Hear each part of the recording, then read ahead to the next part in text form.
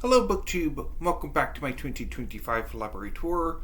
In this episode, day 3 of Science Fiction and Fantasy Week. The first 3 books on this shelf are by Clive Barker. First up is Imagica, which I've noticed since the early 2000s. Although I've never read it. So I picked this particular copy up from the Cell Nook at the Westvaco Library and Genealogy Center. The library will take discarded or deaccessed books from their collection, as well as lesser quality donations to the Friends of the Library, and put them in a little nook in the lobby of the Westvaco Library and Genealogy Center, and sell books for 50 cents and magazines for 25 cents, if I remember correctly. So I picked this up and never got around to reading it. And I've had this book for years now. The same is true of Everville.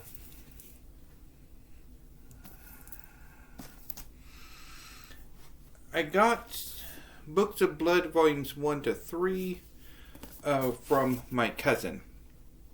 A year or two ago, during one of my aunt's visits to my mother, one of my aunts brought some books that her son was getting rid of, and she thought I would like them.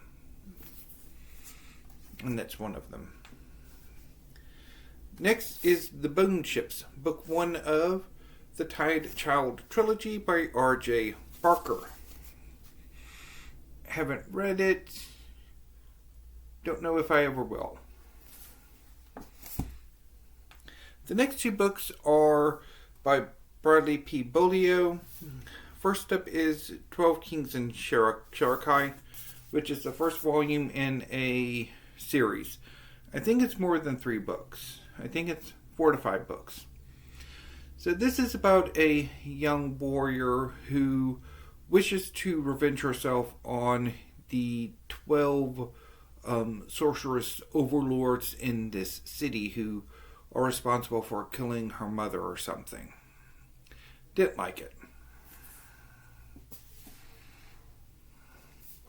I also have, annoyingly, in hardcover, the sequel, The Blood Upon the Sand. And the series is called The Song of the Shattered Sands.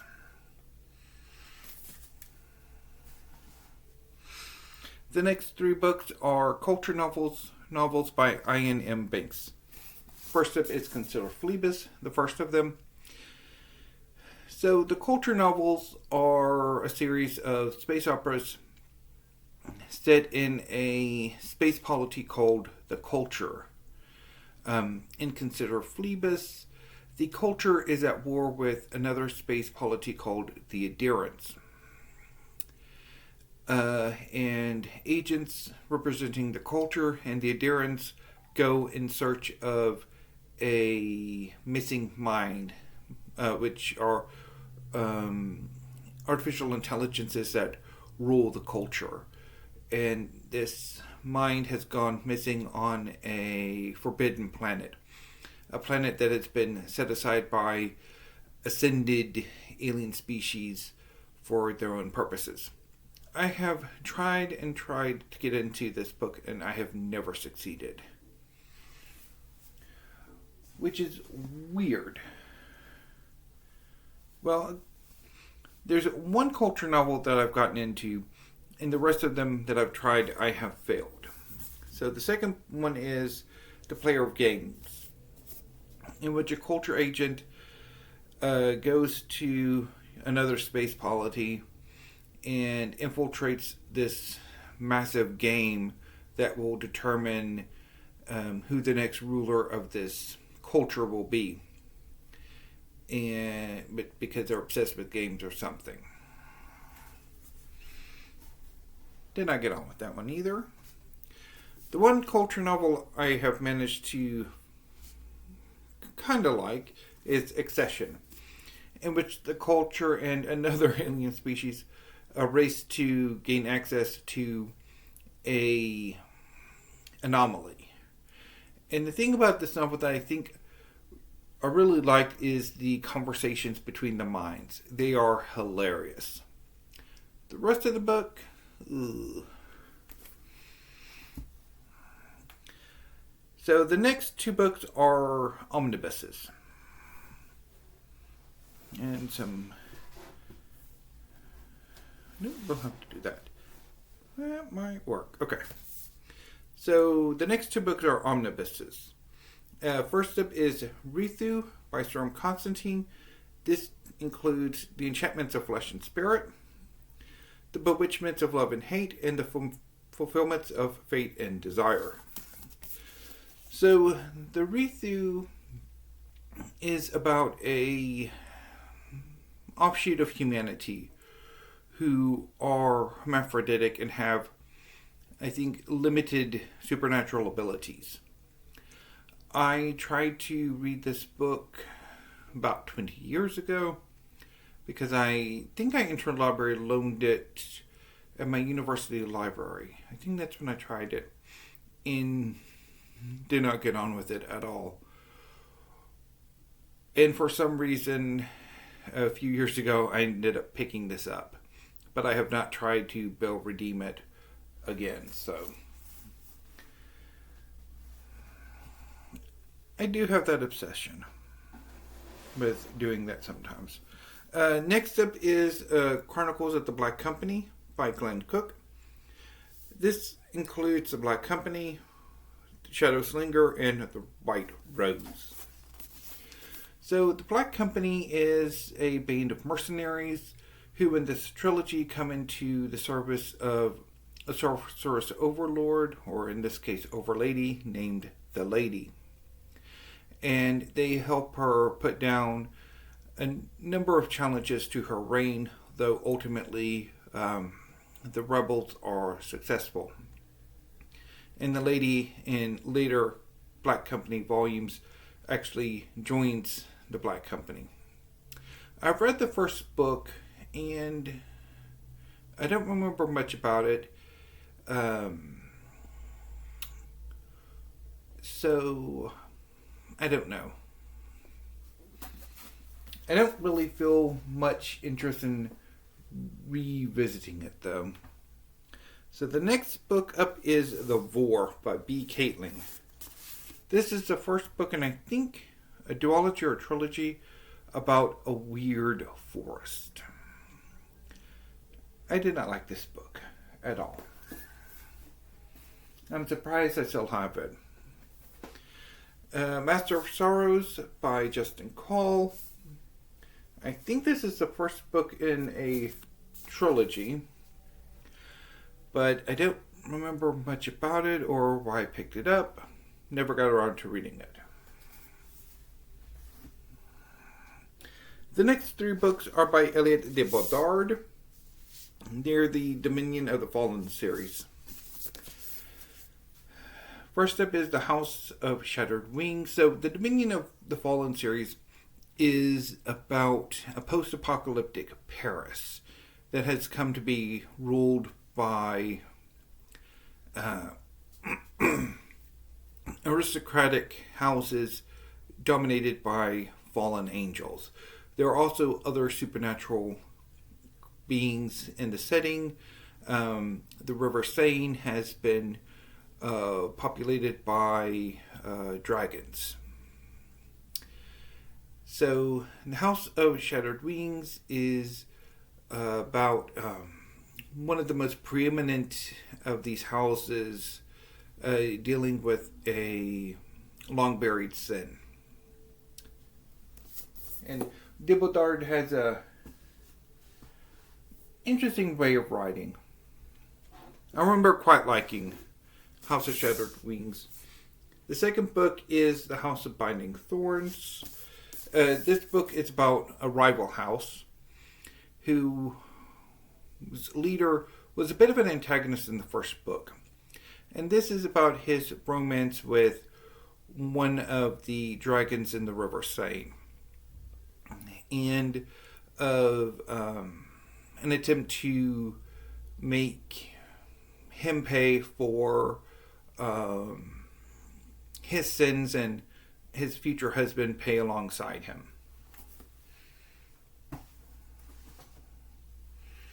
The third book in the series is The House of Sundering Flames, which I never got to.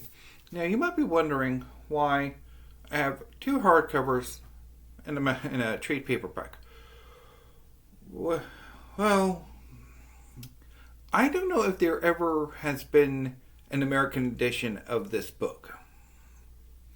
The first 2 books in the series were published by different publishers.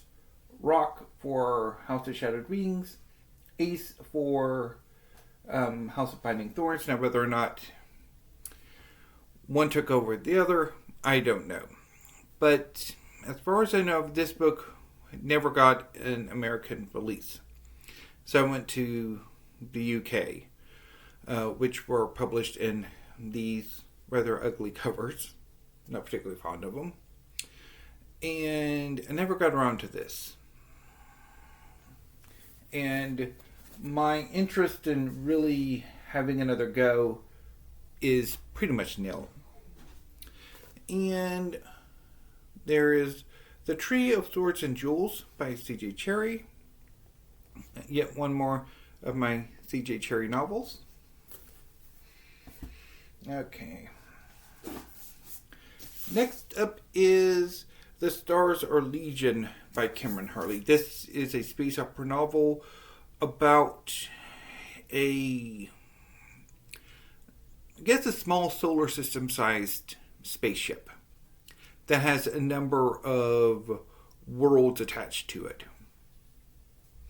And this book is about the conflict between the surface areas of 3 of these worlds. And I didn't like it. The next 2 books are by Marlon James. Black Leopard, Red Wolf, which is the first volume in a Rashomon style fantasy series in which 3 perspectives are given on one event. So, quick overview of the story. There's this kingdom in which the traditional succession is the oldest son of the reigning king's oldest sister. However, the present king of this kingdom has sort of usurped this tradition or done away with it. And so he's imprisoned his sister in a monastery. However, before he could get to the child was spirited away to be raised by the sister supporters, covertly. However, this boy is taken by a monster and is transformed eventually into a bit of a monster. And so there's this witch who brings together a party to rescue the boy and kill the monster that took him. This party includes the witch herself, a superhuman named Tracker who has the ability to track things. I think he has like an enhanced sense of smell.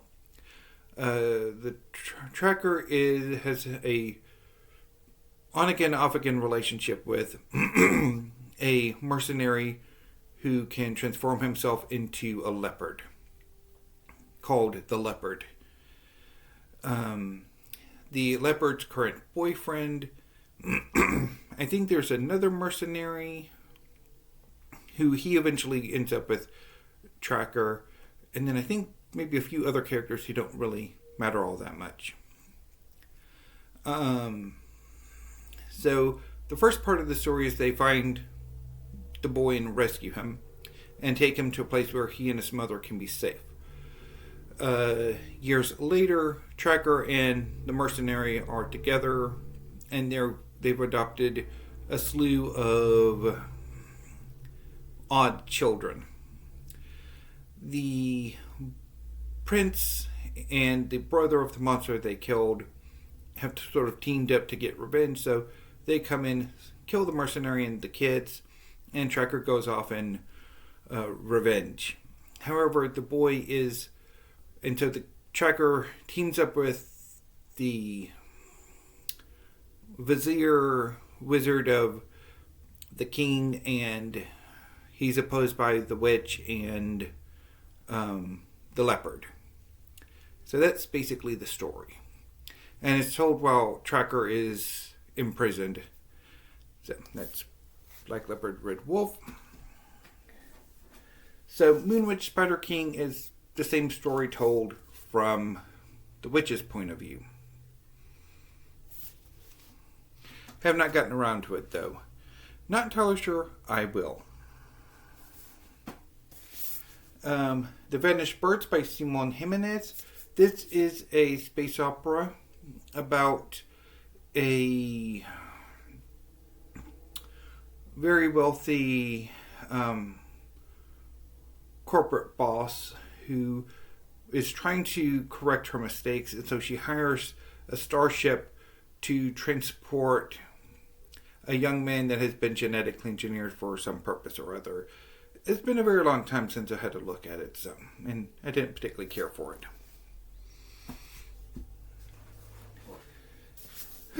Still Crow Saga by Paul Kruger. This novel is basically the love child of Avatar, The Last Airbender, and Pokemon. So, basically in the setting, a country that's basically the Fire Nation, although their bending is steel, attempted to conquer all the other countries. Most of these countries' powers, or their version of magic, is capturing the spirits of animals, so Pokemon, which the still benders don't particularly care for because they're vegetarian. And then there's another culture that has a different style of magic. So the still bending nation is defeated and is being occupied.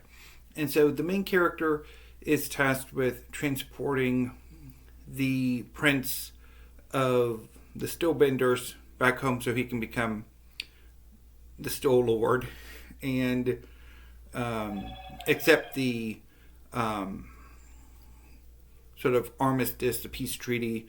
However, they're being pursued by any number of people who would like to see the boy face the music or stand for war crimes or something. Those who would like to see the war restarted or the peace ameliorated. And also, the main character herself has her own demon she must deal with. It took me a bit of redemption. I think ultimately, I read it. It's okay. It didn't impress me much. I mean, you would be better off just watching Pokemon and Avatar: The Last Airbender. The next book is a short story collection by Jay Lake, this guy that raps. Have not gotten to it yet. Don't know if I ever will, though. A few years ago, I had a strong desire to read Jay Lake, which has since passed. The next book is the first book in, I think, at least a duology.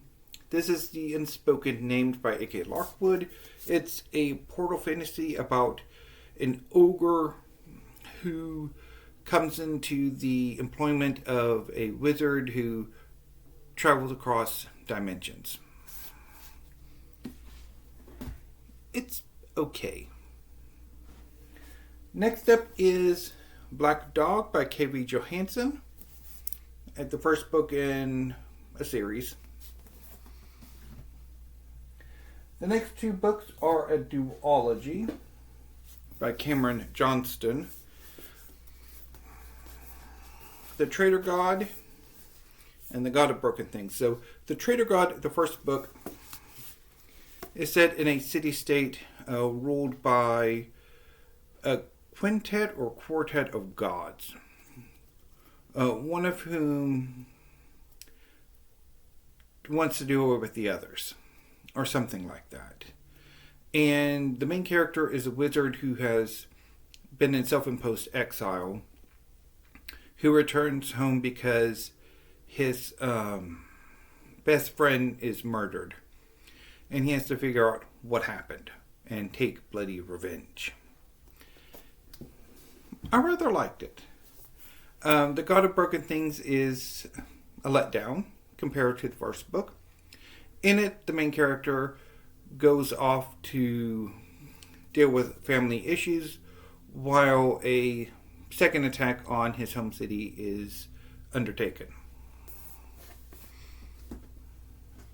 The next three books are, next 6 books. Ooh. Oh dear. Once again, I will be rather happy to be rid of these 2 shelving units. So, the next 6 books are by Tanith Lee in 2 trilogies. So, the first is The Birthgrave, with The Birthgrave, Vazcor, Son of Vazcor, and Quest for the White Witch. So, I have obviously 2 of the 3 books in its original publication or near enough, while the first book is a more recent reprinting shortly around the time Tanith Lee died. So Tanith Lee was a science fiction and fantasy writer whose oeuvre lasted from the 70s through to, I think, the early 2010s. But towards the end of her life, she died in 2016, 2018, sometime around in there. Her career had largely ended. She couldn't find a publisher. However, at the end of her life, Daw started to reprint her oeuvre. Although I only got one because I basically lucked out and got most of the rest of them through local used bookstore, Golden's Book Exchange. Although I have not yet attempted The Birthgrave. I have read the first book of the other trilogy, though. The Stormlord, Anarchier, and The White Serpent. So, I've read The Stormlord and didn't care for it. Tanith Lee's style, it's very poetic, and I don't think it really works for me. I mean, given how many times I have tried her work, I don't think it's really for me. Next up is Signal to Noise by Silvia Moreno Garcia. This novel is set in contemporary Mexico, and it's about 2 friends who've been long absent from each other who have magical powers using music. Not entirely sure why I picked it up, because I tried it from the library. Either they had it or interlibrary loan, and didn't get on with it. And haven't really gotten on with anything by Silvia Moreno Garcia. So the final 2 books that I will talk about today is a duology, Shadowlands. First up is Hidden Sun, and Broken Shadow is the second book, both by Jane Finn. So these books are set in a world with a very intense sun. And so there are very few places in the world in which humans can safely inhabit. Although there are some people who are adapted to living within the sun zone.